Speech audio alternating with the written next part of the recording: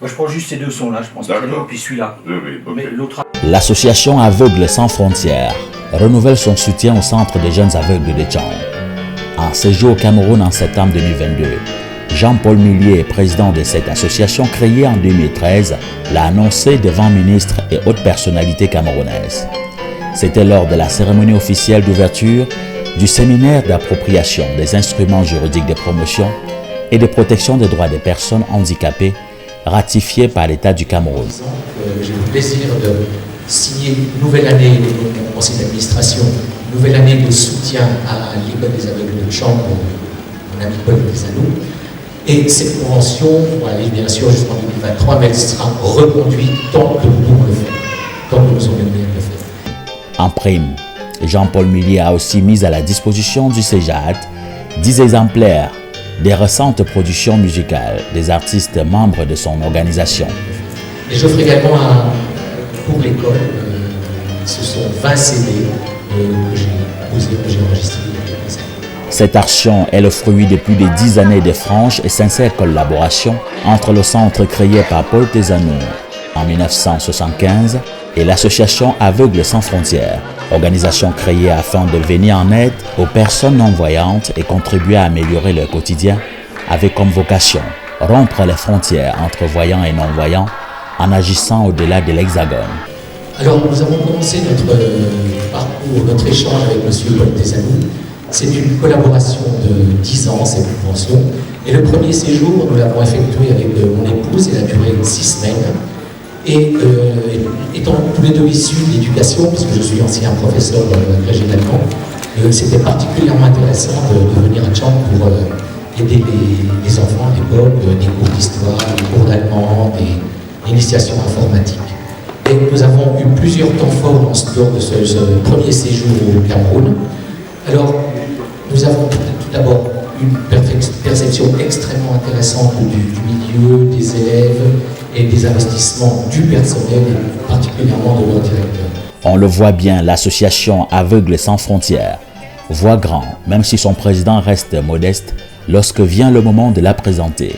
Une petite structure en fait constituée de membres bénévoles qui constituent le conseil d'administration, et notre but est de récolter des fonds pour nos diverses missions. Alors les fonds qu'on récolte, en échange on donne aux personnes qui donnent ces fonds, on leur offre des CD qui sont réalisés par des artistes aveugles faisant partie ou non de l'association. Le séjour camerounais de Jean-Paul Millier a été, s'il faut être modeste, exceptionnel. Après son arrivée le dimanche 18 septembre à l'aéroport international de Yaoundé-Simalène, la capitale du pays natal de Paul Tezanou, en compagnie d'Angelina Tezanou, Marie-Annick Montchâtre et Bertrand Laine, il a assisté le lendemain à la cérémonie de lancement du Showdown, un sport plus inclusif et mieux adapté à la déficience visuelle, amené au Cameroun par Angelina Tezanou et son ami de très longue date, Bertrand Laine, par ailleurs vice-président de l'association Voix Ensemble de France.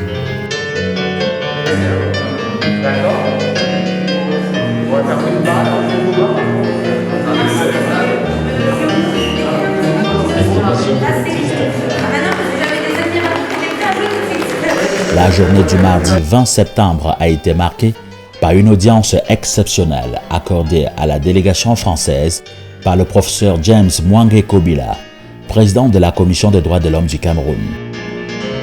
Les aveugles sans frontières.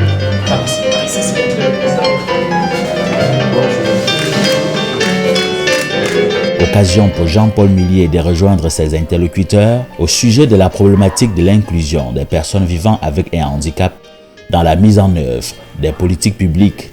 Vous parlez de difficultés d'intégration, c'est-à-dire des personnes qui ne sont pas perçues dans l'environnement social comme faisant partie intégrante de cet environnement social. Alors, je vous rassure tout de suite, je vous inquiète, comme vous voulez l'entendre, mais chez nous, c'est un peu la même chose. Il y a beaucoup d'efforts qui sont faits, mais en fait, les résultats ne sont pas toujours évidents. On essaie d'intégrer les personnes non-voyantes, les personnes aveugles pour faire certains métiers, mais il y a beaucoup de réticences. Et malheureusement, pas seulement au niveau des entreprises privées, il y a aussi des résistances au niveau de l'État. embaucher une personne handicapée, c'est pas évident.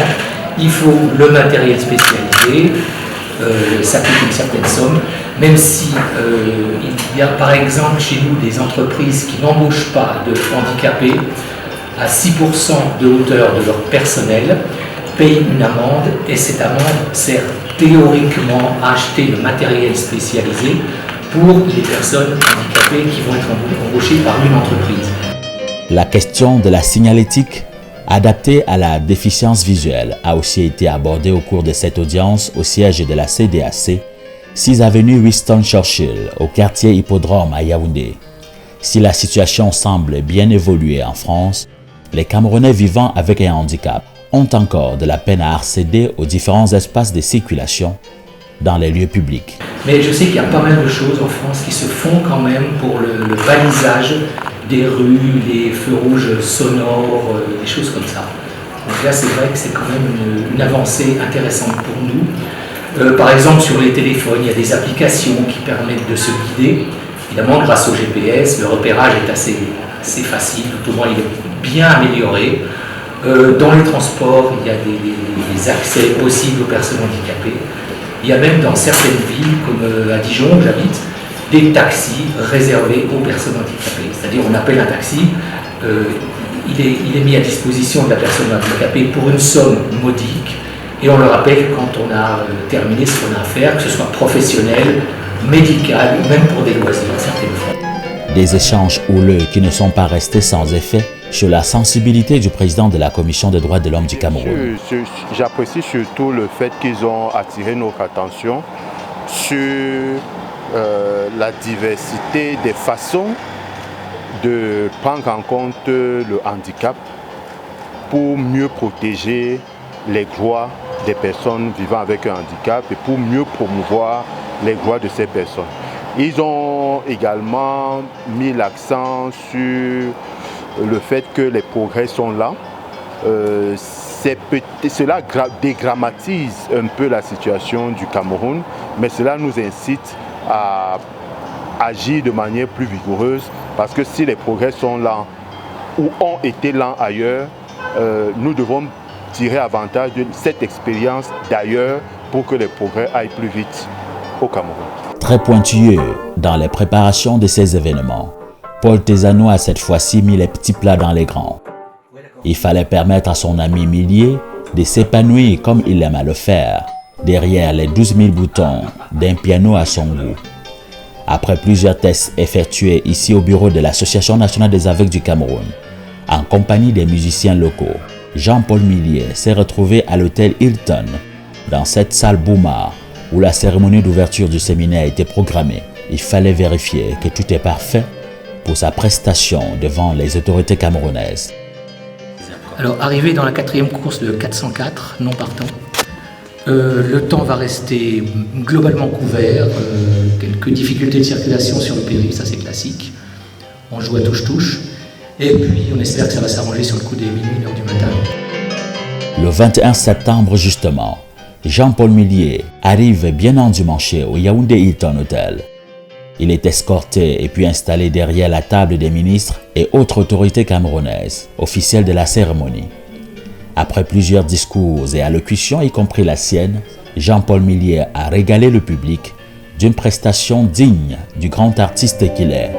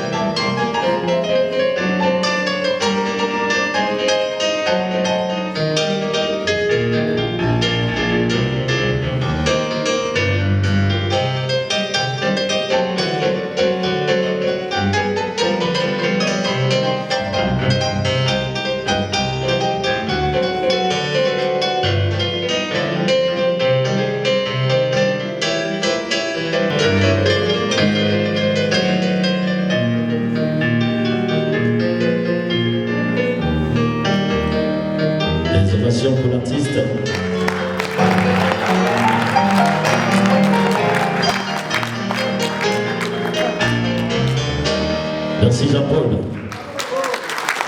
La suite, c'est tout à l'heure.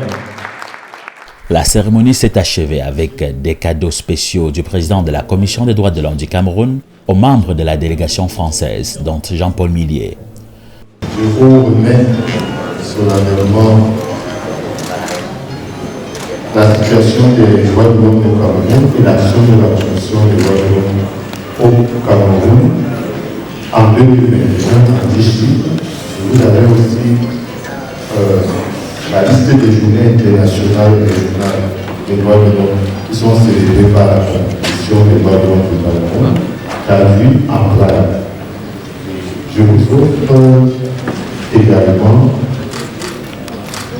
un vêtement traditionnel de l'ère culturelle du pays dans laquelle nous nous trouvons.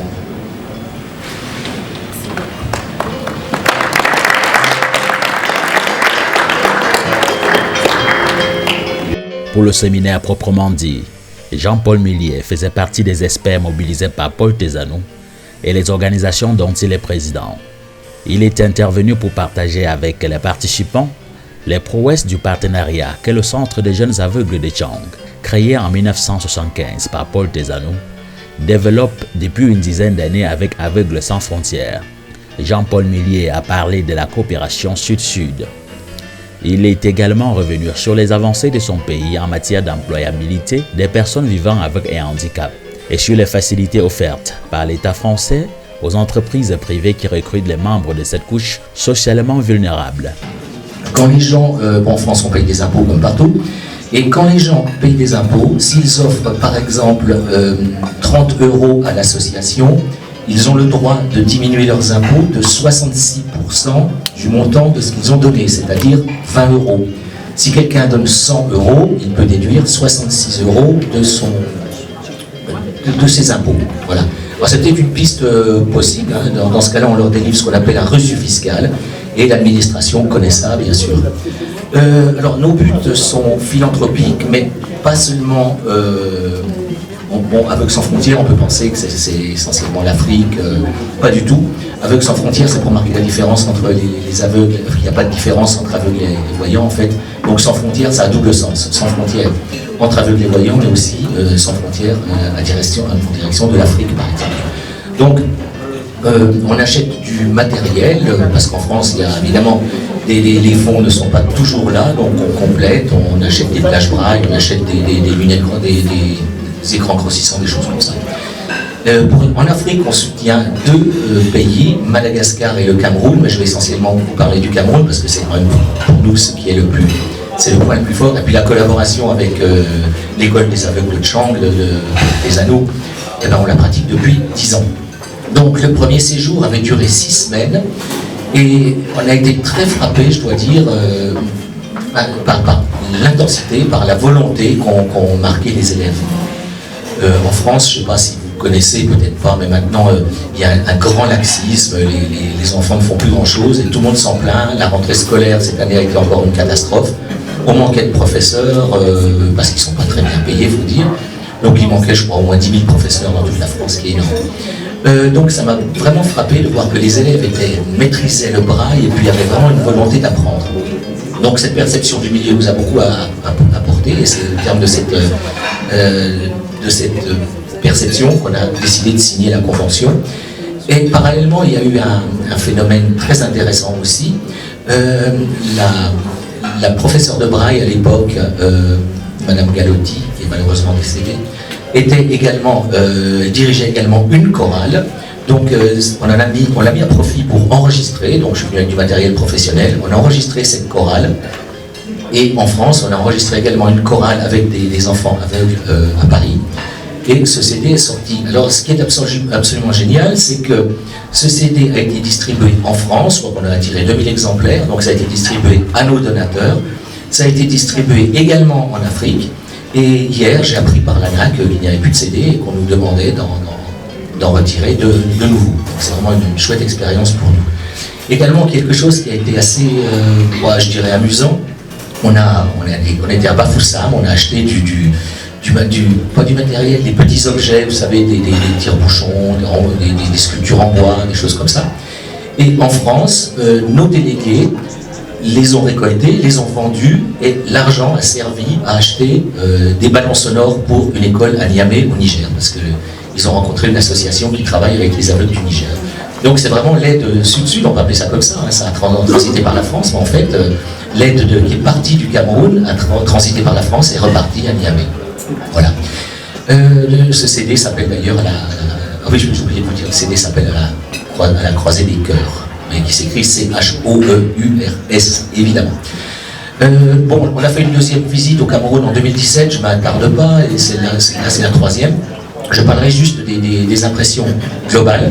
Ce que je trouve extraordinaire au Cameroun, je crois qu'on ne le dit pas assez, c'est que beaucoup d'écoles, j'en ai rencontré plusieurs directeurs d'écoles, ce sont des personnes non-voyantes qui ont décidé de construire une école pour aider leurs frères qui sont également atteints de cécité. Et ça, c'est génial. Chez nous, au début, c'était les communautés religieuses qui géraient les écoles d'aveugles, et après, ça a été repris par l'État.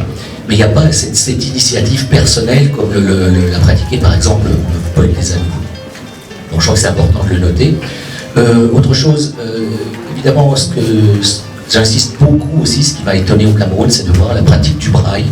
C'est essentiel pour réussir. Moi, j'en suis persuadé. Moi, j'ai fait des études universitaires, donc je ne conçois pas qu'on puisse faire une dissertation, apprendre du vocabulaire sans avoir sous les doigts la manière dont c'est écrit. Par contre, chez nous, le braille a tendance à diminuer pour plusieurs raisons. D'une part, parce qu'il y a moins de financement, donc l'État supprime des postes de professeurs. La deuxième raison, il y a l'audio, bien sûr. Beaucoup d'aveugles écoutent. Ils écoutent des cassettes, pardon, pas des cassettes, ils écoutent ils vont charger des livres sur Internet, etc. Donc ils n'ont plus forcément recours au braille. Et la troisième raison pour la perte de braille, c'est qu'il y a moins, grâce au progrès de la médecine, heureusement, il y a de moins en moins d'aveugles de naissance. Donc quand on devient aveugle, souvent on peut avoir 30 ans, 40 ans, et là il faut se mettre au braille. Et bien évidemment, c'est une épreuve très difficile, on a tendance à rejeter le braille parce que c'est le dernier. Tant qu'on ne sait pas le braille, on pense qu'on voit encore, et d'un seul coup, il faut apprendre le braille parce qu'on ne peut plus lire, et là c'est la catastrophe.